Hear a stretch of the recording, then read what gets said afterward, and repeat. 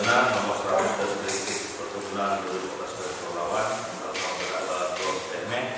nomor 11 dari Direktur Perkebunan Kabupaten Pelawan asal Kabupaten Keong dan nomor 105 dari Direktur Perkebunan Kabupaten Pelawan asal Kabupaten Sinam juga dari Kata Terbuka Umum.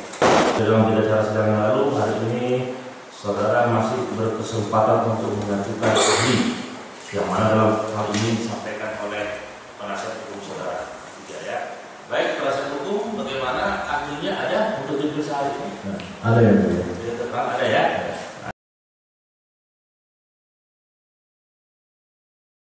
Terima kasih saudara menjelaskan mengenai maksud dari kesalahan dalam pengambilan hukum pidana. Jadi apakah seseorang dapat dipidana tanpa adanya kesalahan? Kesalahan adalah syarat dapat dipertanggungjawabkannya seorang hukum pidana. Di mana letak kepentingan atau niat yang ada kalau ada suatu pelanggaran ketentuan undang-undang mengelola perkebunan tanpa izin, niat atau kehendak untuk melakukan perbuatan pidana itu ada di mana? Apakah di koperasi sebagai pemilik tanah atau di kontraktornya? Iya, tentu letak kewajiban untuk memiliki izin itu ada pada siapa? Pada Jadi koperasi. kalau ada perbuatan melakukan kegiatan tanpa izin, maka perbuatan itu dapat diterapkan, larangan atas perbuatan itu dapat diterapkan terhadap mereka yang memang mempunyai kewajiban untuk memiliki izin itu. Jadi letak persoalannya adalah siapa yang menurut hukum berkewajiban memiliki izin untuk melakukan satu kegiatan tertentu. Kalau tadi disebutkan tentang perkebunan, siapa yang mempunyai kewajiban menurut hukum untuk memperoleh izin untuk sebelum melakukan kegiatan usaha di perkebunan tersebut. Nah, ketentuan ini kalau merupakan suatu tindak pidana, maka penerapan ketentuan pidana ini hanya dapat diterapkan kepada orang yang memang mempunyai kewajiban untuk memiliki izin itu.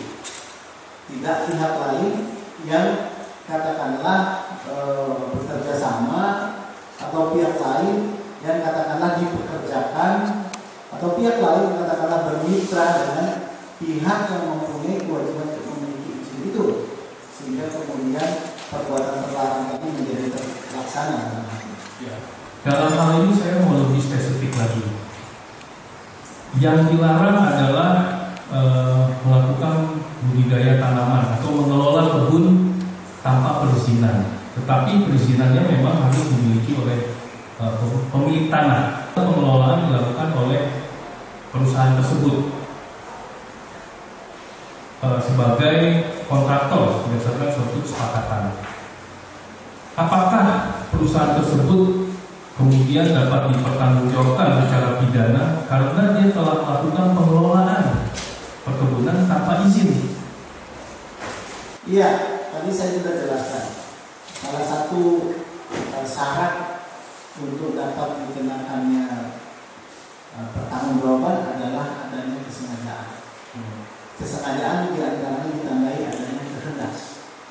Jadi kalau orang yang tidak mempunyai tanggung jawab, orang yang tidak mempunyai kewajiban untuk memperoleh izin, maka kegiatannya itu dilakukan bukan atas kehendaknya, tetapi atas kehendak mereka yang mempunyai tanggung jawab untuk atau mempunyai kewajiban untuk memperoleh izin.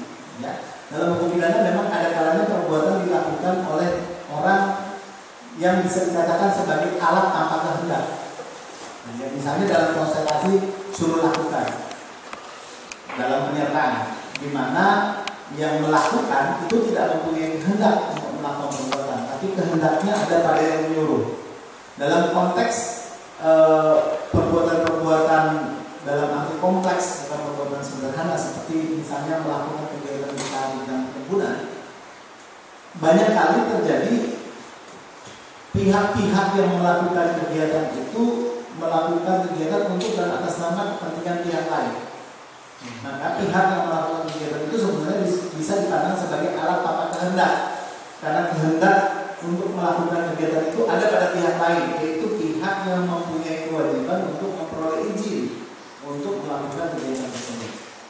Jadi dalam hal ini kalau menurut saya, ketika sebuah katakanlah perusahaan atau badan hukum melaksanakan kegiatan untuk kepentingan pihak lain,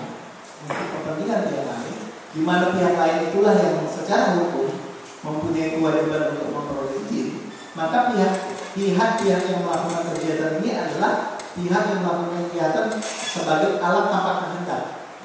Jadi unsur kesengajaannya tidak bisa diikuti oleh perbuatan itu, tetapi kesengajaannya menjadi bagian dari kesengajaan pihak lain, yaitu pihak yang mempunyai kewajiban untuk memperoleh izin. Seperti itu. Bagaimana yang telah kita tentukan dan juga kita bicarakan dalam persidangan sebelumnya, hari ini masih kesempatan dari penuntut umum setelah ahli daripada penasihat hukum. Sekarang penuntut umum ahlinya ada. Izin majelis, sudah kita panggil secara patut dengan panggilan. Kita dapat surat dari Universitas Gadjah Mada sudah memerintahkan, tapi sampai saat ini belum ada kabar gitu tentang untuk kehadiran Profesor Edward Omar Sarif, Direk Sarjana Hukum. Jadi tugasnya memang dari siapa penasihat hukum?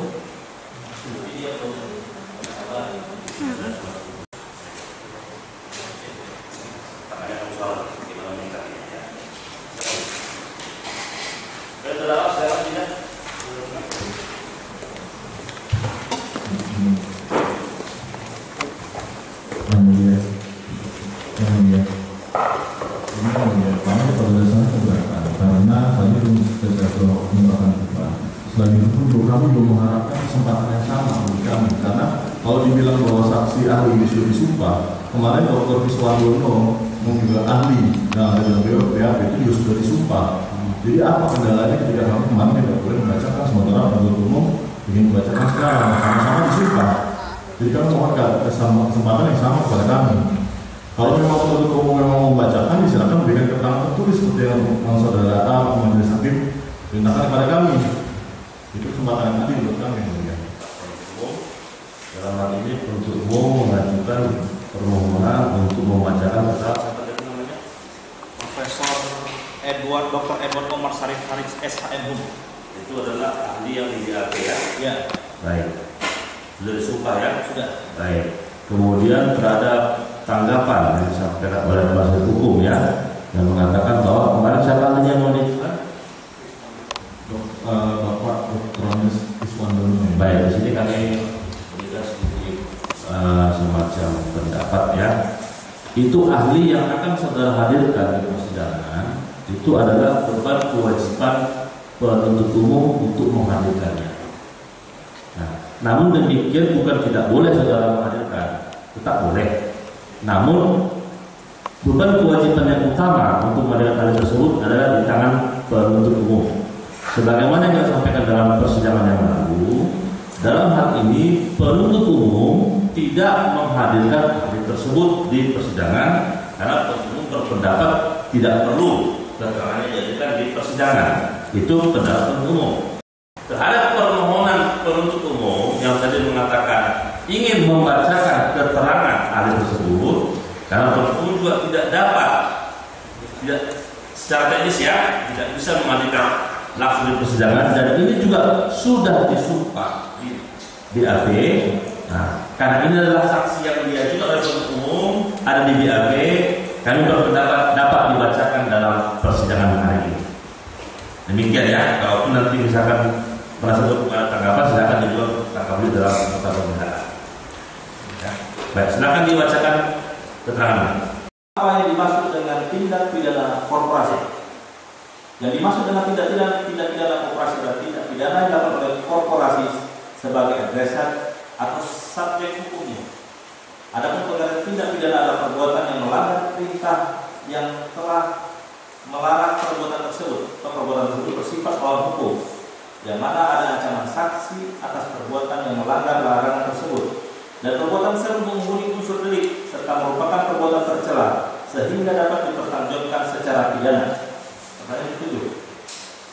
Bagaimana penerapan tindak pidana korporasi terhadap peristiwa tindak pidana yang diatur dalam Undang-Undang Nomor 18 Tahun 2004 tentang perkebunan? Langsung jawab. Dengan membaca ketentuan pidana dalam Undang-Undang Nomor 18 Tahun 2004 tentang perkebunan, tertulis jelas bahwa adresat atau subjek hukum yang diatur dalam Undang-Undang menggunakan frasa kata setiap orang.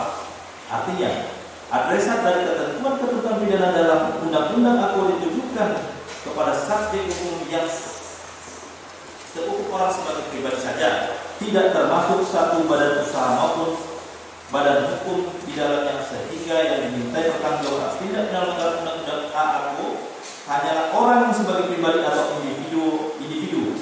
Jadi perseorangan tidak termasuk subjek hukum yang dapat dimintai pertanggungjawaban pidana. Jadi jika ada suatu perbuatan pidana yang dilakukan oleh suatu perseroan, maka yang harus mempertanggungjawabkan secara pidana adalah orang yang memegang kendali atau melaksanakan kebijakan dari perseroan tersebut. Yang ke-8. Berdasarkan pasal 46 junto pasal 17 Undang-Undang Nomor 18 Tahun 2004 tentang perkebunan, siapa saja pengurus yang dapat dimintai pertanggungjawaban pidana? Jawab.